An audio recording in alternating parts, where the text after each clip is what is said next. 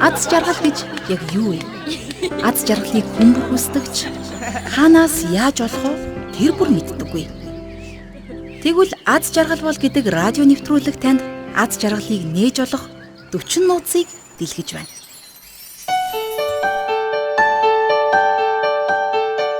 Аз жаргалыг олох 35 дахь нууц бол бүх зүйлд сэтгэлээ хөгжөөхийг хэлнэ.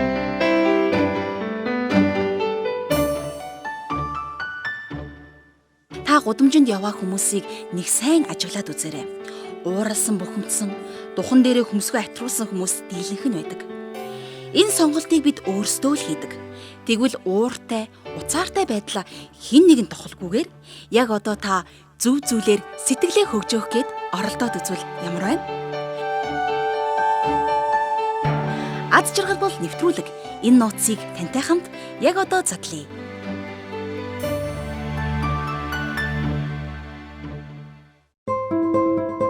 Эрхэм танд шинэ өдрийн мэнд хүргэе.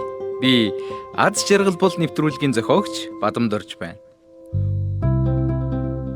Хүн сэтгэлийн жаргал цэнгэлийг эдэлж хийж бүтээсэн зүйлээсээ сэтгэл ханамж авч найз нөхөдтэй байж ер нь хүссэн бүхнээ л хийж болно. Харин цэнгэл жаргалд хязгаар гэж бий. Зөв баярлаж, зөв зүйлд цэнгэж, зөв зүйлд сэтгэл юугаа баясгах хэрэгтэй. Гэхдээ жаргал хэтрэхэд зовлон нэмэгддэг гэдэгтэй. Тиймээс зарим хүн сэтгэлээ хөгжөнө гэхээр их идэж, ууж, найрлах тухай л боддог. Зарим хүн амьдрал баярлаад байх юм юу ч байхгүй. Уйдхар гуниг зовлон бэрхшээл нулимсал байна шүү дээ гэдэг.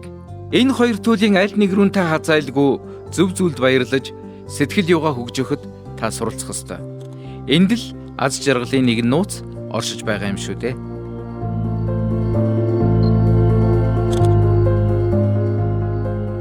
Тийм ээ, аз жаргал бол зөв зүйлд сэтгэлээ хөгжөхийг хэлнэ. Зун болонгууд хідэн тамирчнаа аваад радио спортын дасгалжуулагч аав минь уулгадаар явдаг. Хэдийгээр жар гарсан ч хөнгөн шингэн овор багтай. Ханилсан ханин 4 жилийн өмнө өөд болсон. Хэдийнэ тэтгэврт гарсан ч радио спортоор Монголынхоо баг тамирчныг бэлтгэж төв дэлхийн аварга болгодог аав минь надад ингэж хэлж билээ.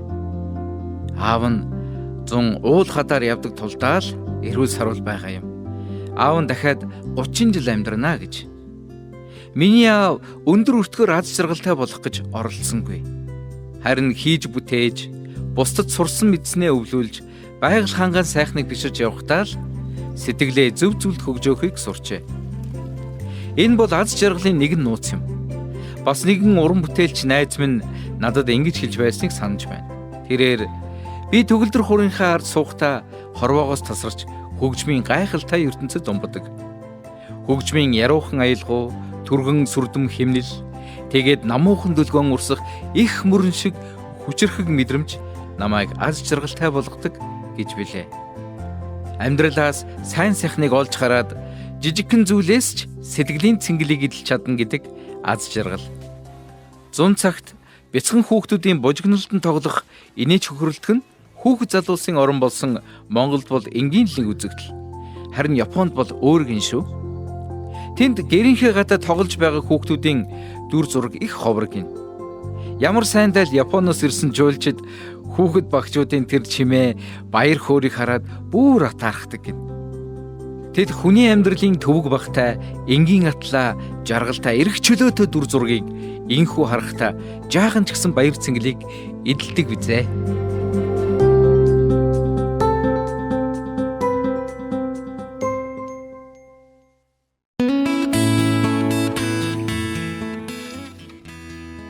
Аз жаргал бол зөв зүйлд сэтгэлээ хөгжөөхийг хэлнэ гэж аз жаргал бол номын зохиогч Бадамдорж хэлж байна.